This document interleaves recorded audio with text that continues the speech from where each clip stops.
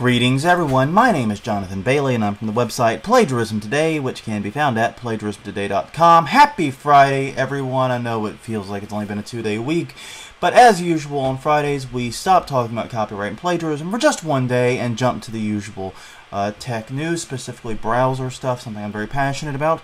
And today, as the historian John Green from the great YouTube series Crash Course World History would say, it's time for the open letter.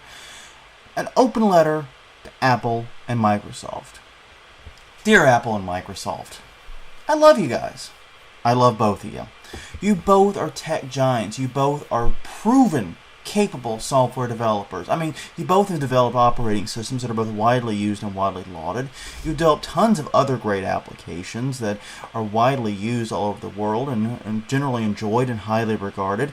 And you've even both created hardware that's seen as reliable and at the pinnacle of the industry. So you both are capable companies. I'm not some fanboy that's here to bash one side or the other, but I am here to ask both you guys, Apple and Microsoft, one simple question.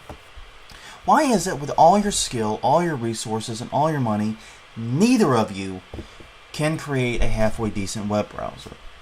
Okay, maybe that's slightly mean to say that neither IE nor Safari are halfway decent. Well, maybe they are halfway decent. But why is it that you're not leaders of this particular field?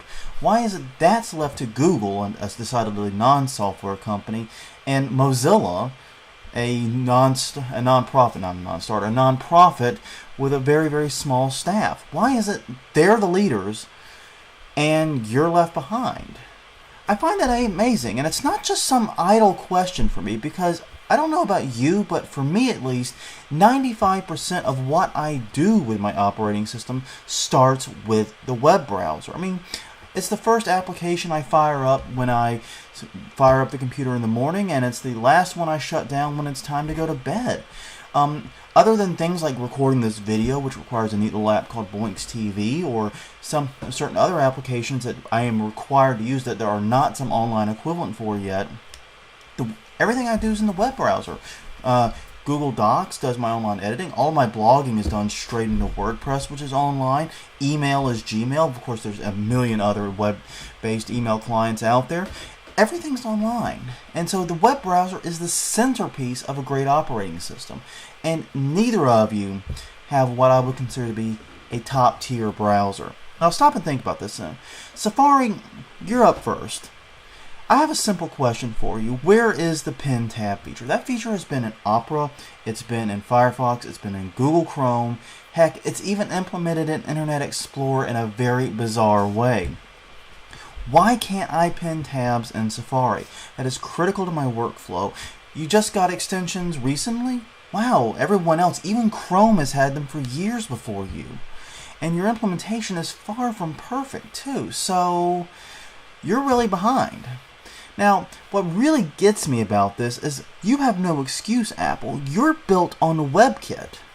Safari is built on WebKit, the same thing that Google Chrome is built upon. So basically, every time I fire up Google Chrome, either on my phone or on my Mac, I'm basically using a better version of the same browser you develop.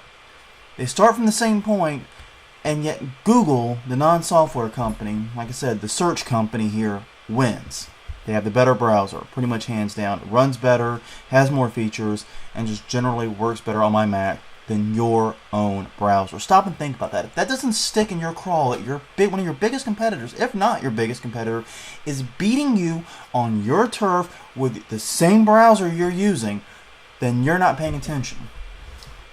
But Microsoft, seriously, what is up with Internet Explorer?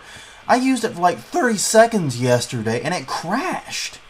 I just had to check one link to make sure a site was online and I wasn't pulling a cached version out of Chrome. I mean, what happened? Where did IE go so terribly wrong? Yeah, I know it started way back in IE 6, but you guys have had plenty of time to recover from those horrible blunders and from those years of stagnation. What's going on? I mean, I grant 9 and 10 are way better, especially from a security standpoint, than the browsers that came before it. But, I mean, I've seen your promotional material. Look at what you're doing with Cut the Rope, where you are literally trying to bribe people with free levels of the game if they switch to the browser that came pre-installed with their computer.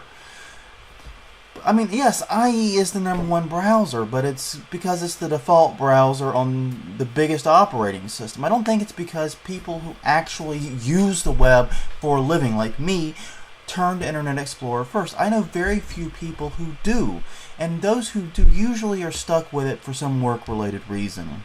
I mean, you can sit here and argue about Firefox, Chrome, and Opera, and believe me, there's a lot of great argument to be had there, but I don't know many people who argue in favor of Internet Explorer. In fact, I don't know anyone, to be completely honest. Feel free to leave a comment below and correct me if you are one of those people.